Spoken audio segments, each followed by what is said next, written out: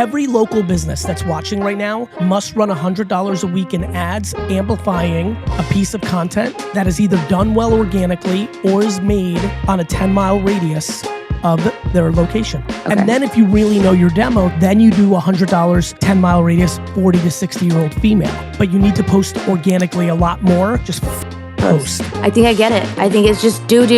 And if you don't have an opportunity to fail, then you're not going to see where you need to tweak it and make it better. Correct. If you don't post, nothing will happen. You'll just sit around and think. What the fuck's the matter with people? I'm dead right now. Ask it again. I just want to feel what I felt. Michelle asks, I've been with my company for 7 years. They recently announced they're closing our office in 3 years and relocating to another headquarter in Florida. People who don't relocate will be grandfathered into remote work, but are no longer eligible for promotions or lateral moves. I love my job and the people I work with, but feel executive leadership is ruining it. Should I stay and not ever make more money, or leave what I've built up over the last 7 years to restart somewhere new? I actually think this, what's her name? Michelle. Michelle, I actually think you're being incredibly entitled. Michelle, you're being obnoxious. This company is relocating to stay alive. People don't realize companies die if they create coddling. This isn't parenting.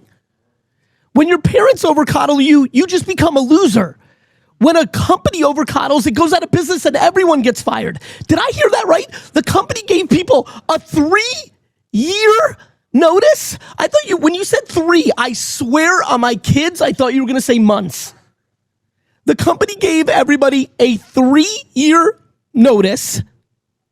And then on top of that, the company says you get to keep your job and work remote. Are you fucking kidding me, Michelle? I hope they fire you right now. Upper management is ruining it. No. You not realizing that shit changes and your lack of adaptability and your entitlement. Life is not fucking fair. You can go get another job. I'm dying here on this one, Michelle. Michelle, I love you. And of course, I don't really mean like I hope they fire you. But fuck, Michelle. The fuck's the matter with you? 3 years notice and not even getting fired. You get to keep your job remote, but you just can't get promoted. Are you fucking crazy? The entitlement is off the charts. I think that company is remarkable. Please tell us the company so I can send them a fucking gift basket and a note to say that they're remarkable people. And I might just shut down my companies and go apply for a job at this company. Because this fucking company's 3 years notice. And then you don't even lose your job. You get to keep it and work remote.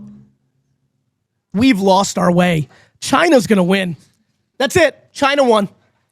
No, China won. Fuck, Europe could beat us at this point. What the fuck was that?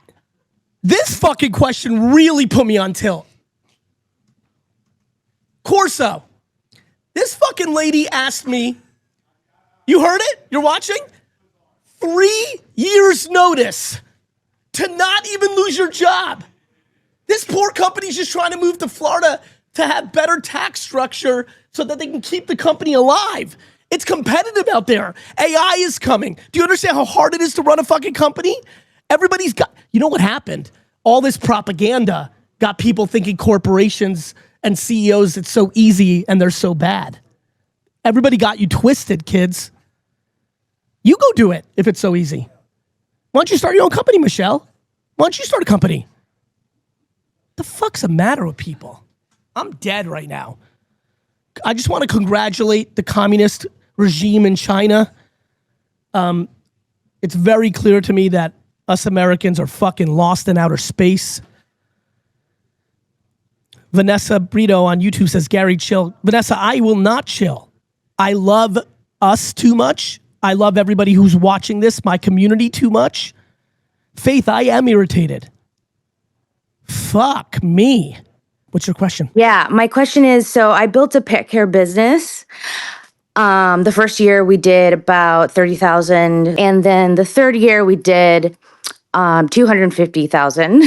Good for you. So thank you. So I'm trying to figure out a way to scale. and make it bigger. My business is called Wiggle Your Tail Pet Care. Wiggle your tail. I like that. Yeah, Wiggle Your Tail Pet Care. We also do dog training, pet taxi, dog walking, overnights. We pretty much do everything. I'm just trying to figure out a way to make pet care like a need, because I feel like so many pets go into the shelters, into the rescues, because people don't have the time to care for them, even though they have all the love. How much social media content are you putting out daily? In the last month, I would say probably about 15 posts. Okay, not horrible. So once every 2 days. Pretty much. Okay, not the worst. I thought it was gonna be way worse. Okay. What do you normally get in views on a TikTok? 50 views, 100 views, 1,000? On TikTok, not much at all. It's been really hard. I do have a question though, because I feel like I have 11,000 followers on my personal TikTok account. Is that something that I should integrate? Should I integrate my personal life, my business? Yes. Okay. The other thing that you need to do is you need to run ads on Facebook, and you need to spend $100 a week on a 10-mile radius of your location. Okay. And if you don't know if you don't know the details, you go to Google. Yeah, I know what you mean. Well, you have to run every local business that's watching right now must run $100 a week in ads amplifying a piece of content that is either done well organically or is made that's a very hard sell on a 10-mile radius of their location. Okay. I feel like I did that recently and I did see a lot of engagement. I just never know how much to spend. I never know how much $100 a week, 10-mile radius. Okay. And then if you really know your demo, if you're like, well, I really crush, if I noticed most of my customers are 40 to 60-year-old women, then you do $100, 10-mile radius, 40 to 60-year-old female. Interesting. I like that. That's more specific, and because it's already and now narrowing it down. Because if you did 10-mile radius on Facebook and it hit 27-year-old dudes who are not going to really hit you, so you want to look for your demo. Understood? Yeah. $100 a week, but you need to post organically a lot more. Stop worrying about anything other than you need to post multiple times a day on Instagram, TikTok, Facebook, all of it. Okay. Don't worry about anything else. Just fucking post. I like to be very private with, the content that I post. I don't like to post a lot of my clients' homes and things like that. I don't. I've posted more than any human on earth for the last 15 years. I post nothing private. You don't know shit about my kids. You don't know. People want to see the dogs, Well, yeah, but you've got to figure out how to do that. Maybe you go to a dog park and you interview people. Okay. You see where I'm going? What would I ask? I mean, we do dog training. What do you mean, what the fuck do you ask? You're in this fucking business. You ask them shit you fucking know. But random people are going to be like, why are you coming up to me talking to me? You know what I mean? Do you know what year we live in? We live in 2025. You're coming up with a fucking phone and you're coming up to someone. They know what the fuck is happening. Okay. And the ones that don't want you to interview them will shy away and look at you weird. And the other half will fucking put on some lipstick and ready to fucking make some fucking social media content. So I do have an idea, and I was thinking about this. I bought this dog costume, and I wanted to put our t-shirt on it, and I wanted to go around and just have it wiggling its tail, just randomly wiggling its tail around the city, and was gonna post on TikTok and be like, "Have you seen Wiggle?" Yes, do it. Yes, I thought that would be really cute. So. I think it's cute. It likely won't work, but I need you to do it. Okay. You see where I'm going? Yeah, 90% of the things that I think don't work.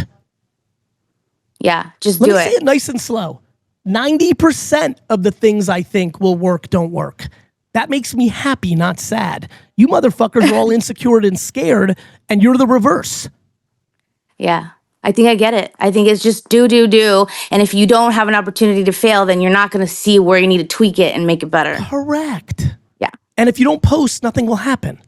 You'll just sit around and think. Yeah. I'll have to do that. Good. Love you. See ya. Thank you. You're welcome.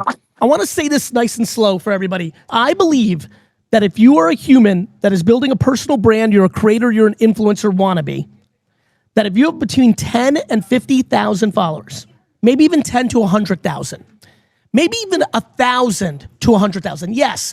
If you have 1,000 to 100,000 followers, and you have any level of salesmanship, like you like doing a garage sale, you've been a salesman, you're not scared to sell, that I believe you should be joining Whatnot and selling something, even random stuff in your house and starting to practice. I believe the rise of the creator and influencer economy is that there are tons of people that have 5,000 followers on social media right now that are never destined to be Mr. Beast or Logan Paul or Charlie D'Amelio, destined to never be me, but are actually destined to make 100,000 a year being someone who sells on social live commerce. There's a lot of you that are trying to get to 1 million followers that have no chance to make 100,000 a year and do what you want. Half of those people actually will crush on live shopping and will get to where they want to be, but they need to be a commerce-tainment, a content creator that sells things on Whatnot and TikTok Shop and all the future live shopping platforms. Amazon's got one coming, Walmart's got one coming, eBay's got one coming, meaning they all have one right now, but they're gonna get better.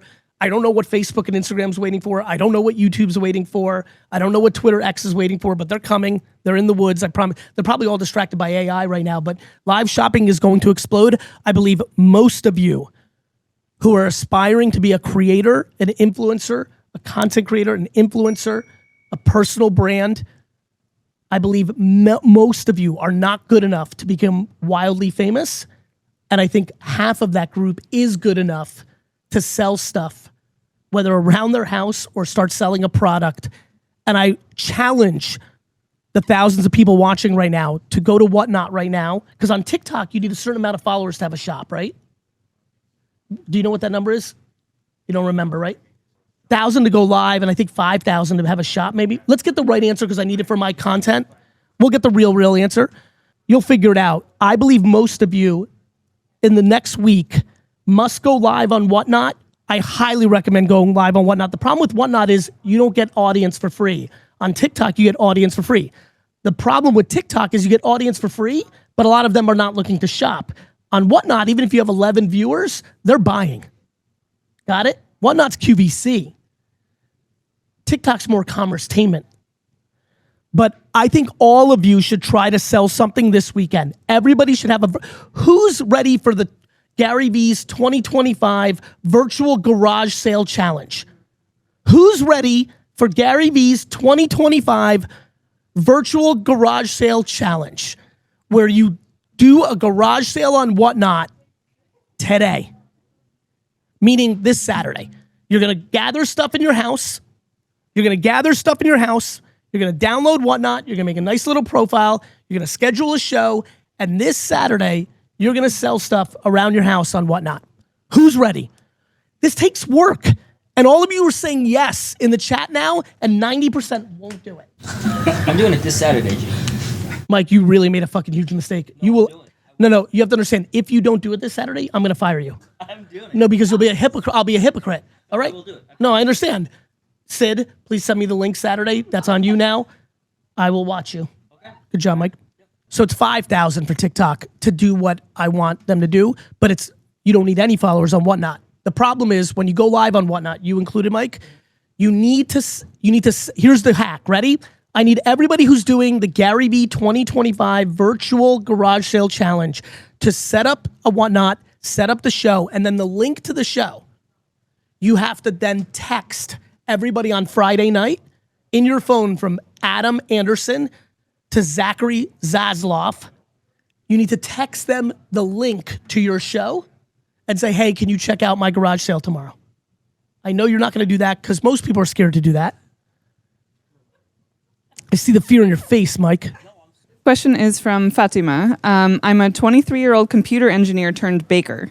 I built The Fairy Who Bakes to 229K followers, published a cookbook, and even got followed by The Rock. Thanks to you, I followed my passion after graduating. I'm now testing new content styles, but feel stuck in the same niche. What would you focus on to evolve this into a global brand, especially with the US audience while living in Lebanon? Patience. I mean, she's 2 seconds in. Like, I had 229,000 followers once. Bless you. I had 229,000 followers once. Like, I didn't stress at 229. I was excited at 229 to get to 500,000, to get to $1 million, to get to 2 million, to 4 million.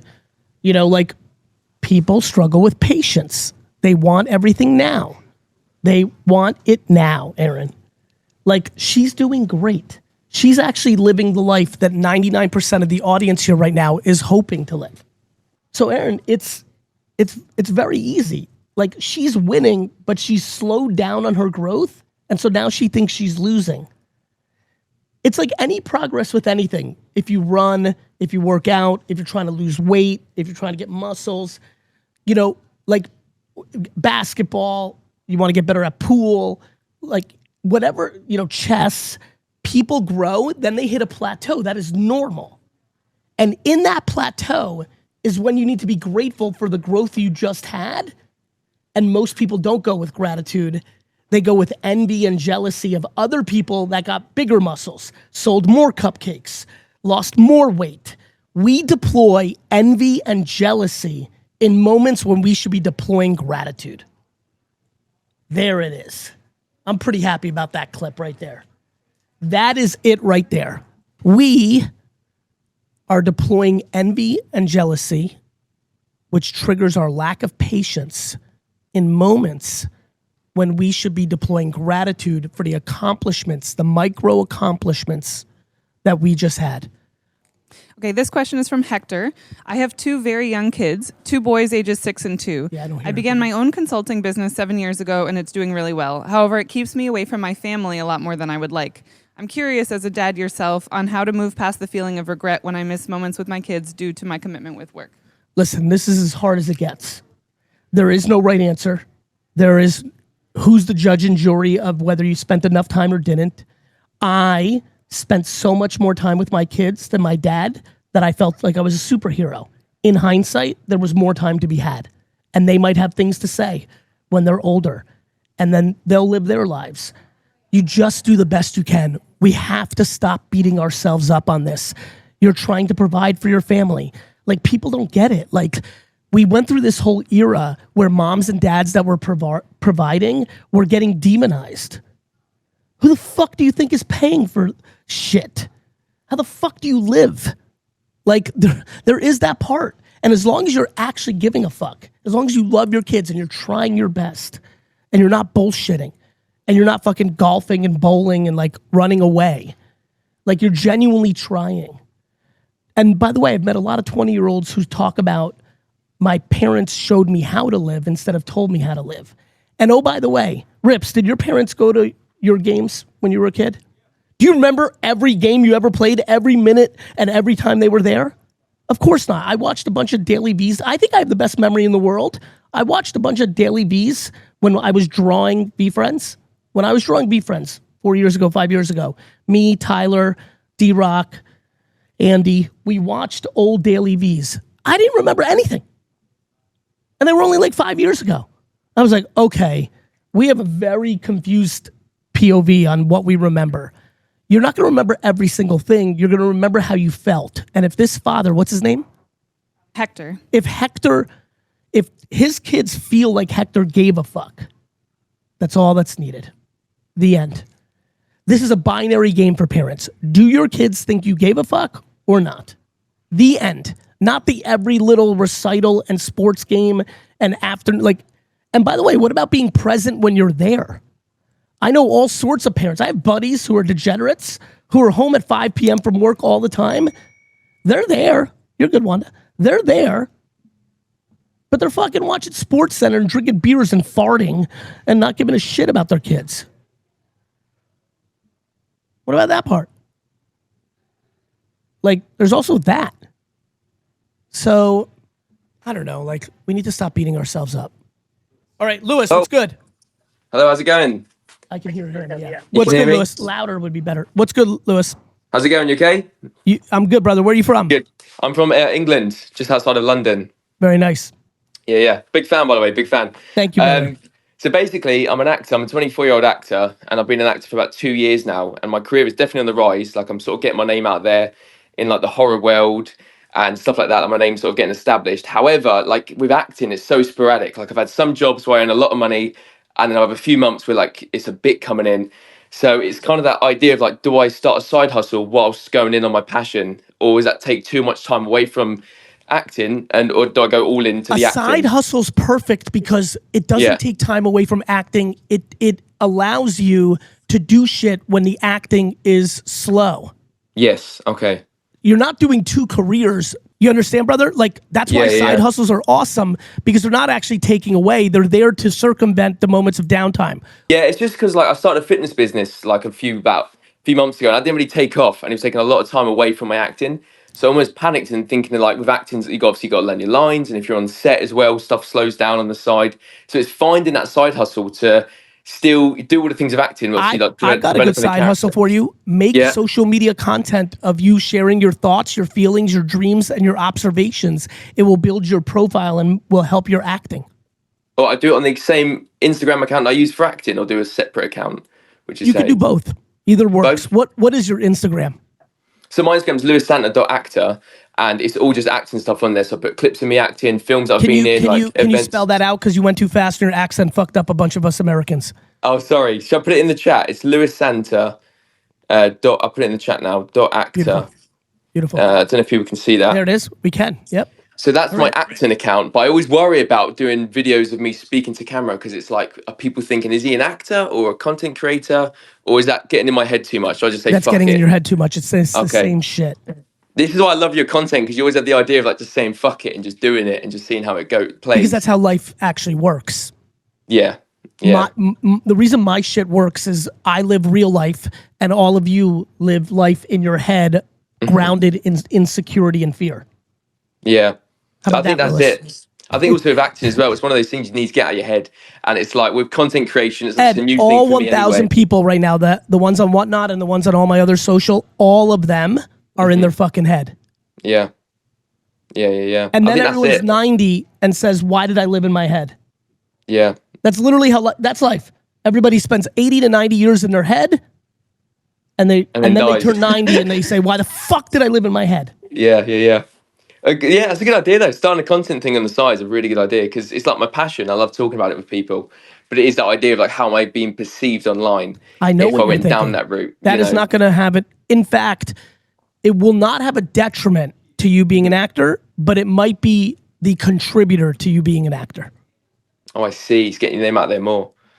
Yeah, brother. Yeah. Somebody may see something in you when you're ranting about your favorite football team, and that might be the reason you're an actor, because they see that you're an actor. Yeah. They see my personality through that, yeah. Because I saw one of your TED Talks talking about it's all about attention acting, and that's something I'm struggling with, is like, it's getting that attention into you, putting yourself out on Instagram, on TikTok and stuff like that. Brother, the internet and social media have not changed us. It's exposed us, which now allows us to fix it. The internet also has allowed for people like me to live in here. I'm helping our youngster here right now.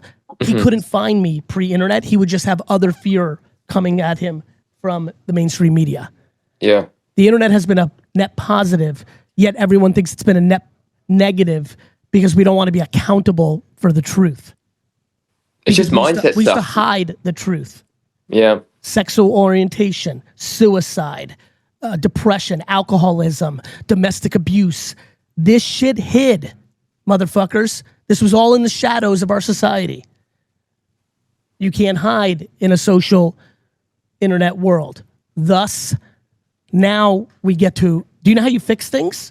By exposing them, by going to therapy, by shedding light on things. We're fixing the world right now because of social media. And people can't see it because we're in the middle of the fix.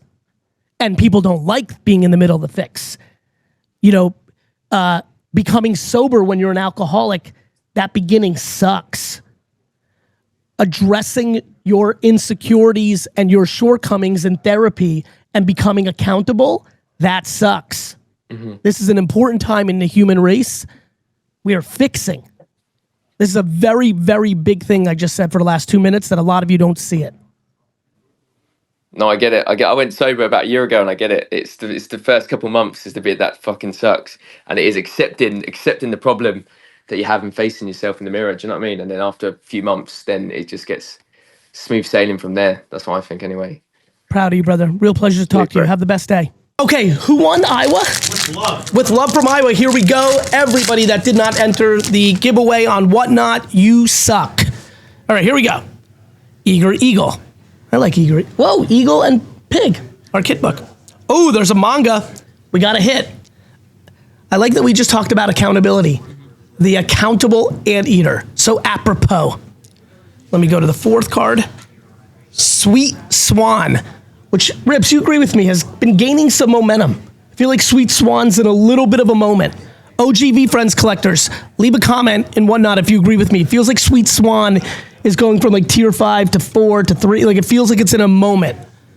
And the manga is The Wise Wasp. It's a nice little $5 to $15 card. Is that right, Rips? Yep, $10. All right, now let's sign. We're going to go with the accountable anteater because it's a color match. Iowa, congratulations for getting free money. I worked for the bank for 6 years now. Not something I love, but pays the bills, gets everything done. I worked at a zoo before this. Loved that energy, everything there. Bounce with animals. I capped out at the tap I can do. I'm thinking about making a big change. If I have friends in law enforcement, they say, come on over. It takes care of you, but it's kind of, I got 3 kids, it's kind of in the air. What do you think? Is it something I should take the plunge on? Do you want to do careers? Do you want to do law enforcement? It doesn't feel like you do. It's always been in the back of my mind. Has it? No, it's always been there. Okay. Yeah.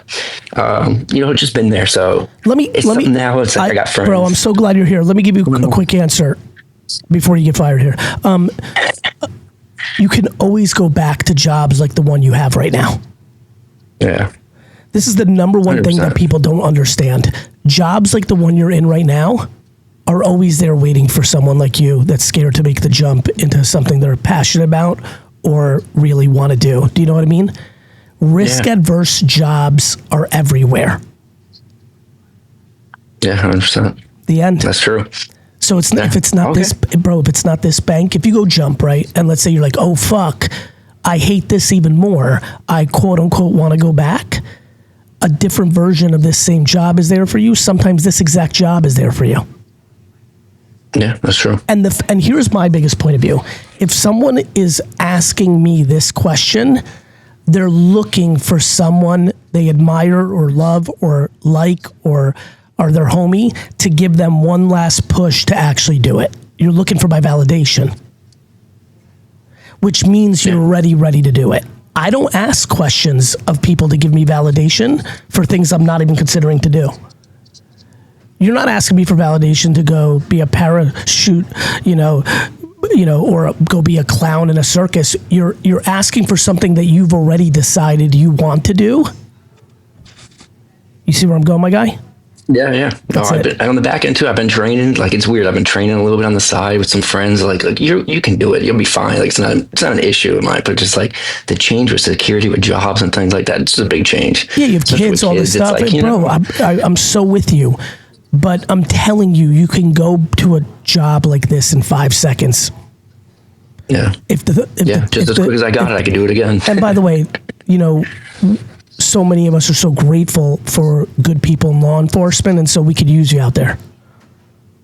Yeah, I appreciate it. Awesome. Awesome, brother. Love you. Oh, yeah. If you don't know what's going on with VeeFriends, I am building a positive and optimistic but accountable and tenacious universe called VeeFriends with great characters like the Balanced Beetle and, I like this one, Rips, Patient Pig, and a yellow refractor, a little color match with that little booty that the Firelight comes with.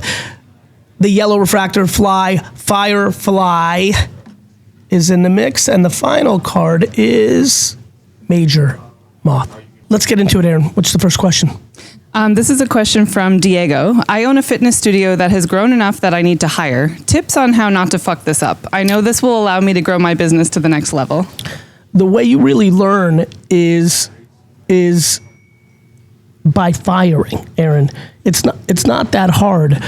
It's not fun to fire, but if you make the wrong mistake hiring, the anecdote, the formula, the way you solve is called hiring. And people are really hesitant to hire because they're scared to fuck it up. Hence the question. What's up, Pablo? So my big thing is hire fast. Go with your intuition. Don't overthink it. Fire faster. And then promote fastest. So very quickly after you hire, you're gonna know if you've got someone you can work with. You know, notwithstanding like random things that happen in people's lives. Sometimes I'm thinking about something recently where we had a great employee and something in our personal life situation changed that variable. But for the most part, many of the people that are sitting around here right now, it was obvious within a week or two, like, oh, okay, there's like something really here to play with. And on the reverse, there are many people that are not sitting here right now in this office that very quickly we knew. And so that's that. Valerie asks, how do I know if I'm built for entrepreneurship or if I'm just romanticizing it? By even asking that question. Let me be very honest this morning because I'm in the mood. When you're an entrepreneur, actually, do you know those bugs? I use this analogy a lot. You know the fly, you know in the summer you have that like zappy light thing on the porch because you don't want the mosquitoes and the bugs, and the bugs just go to it and die, and like the bugs can't help it. They're so drawn to the blue light, they can't help it. They probably even, I don't underestimate bugs. I think bugs actually know they're going to die. They just can't help it. That's almost like being an entrepreneur. You almost are very likely going to die, but you can't help it and you believe you can live. There was no option for me. There was no option for everyone that I've really met that's an actual entrepreneur. Now, we live in an era where people want to take a stab at entrepreneurship. People are dabbling. They're experimenting. You know how high school kids go to college freshman year, normally girls, and they'll experiment a little bit. You know what I'm saying? That's what I see people are doing now with entrepreneurship. They want to experiment a little, you know, but they're getting caught because it's not really who they are, you know? And so, I think what's really cool is I'm thrilled that people are trying it out. And that's amazing to me and exciting. But I think if you have to ask, you're definitely not a purebred entrepreneur. And to be a successful entrepreneur, often you have to be purebred. And I do see people learning and getting there, but they had like 90% of it there. You know what I mean? And so that's how I see it. Anyway, thank you everybody for watching.